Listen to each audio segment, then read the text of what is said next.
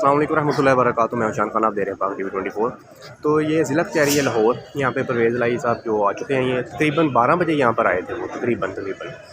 तो अभी तक 6 बज रहे हैं, तो अभी तक वो ना परवेज़ इलाही साहब जो बाहर नहीं आए। अंदर बहस चल रही है। कुछ जो FI वाले हैं वो कह रहे हैं कि हमने लेकर जाना है लाहौर में, और कुछ कह रहे हैं कि हमने लेकर जाना है नैब वाले, और जो इनके वकील वो कह रहे हैं कि हमने अडयाला जेल में इनको लेकर जाना है। तो अभी तक ये कन्फर्म नहीं हुआ कि परवेज़ इलाही साहब ने जाना किधर है और कौन लेकर जाएगा।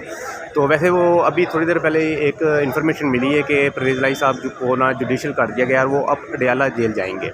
यानी कि उनको जुडिशल कर दिया गया है और वो अडयाला जेल जाएंगे। अब देखते हैं इस बात में कितनी सदाकत है, लेकिन आप देख सकते हैं कि सिक्योरिटी जो है वो अलर्ट है और कैमरे भी लगे हुए हैं। आप देख सकते हैं हर तरफ, ये देख सकते हैं आप बिल्कुल।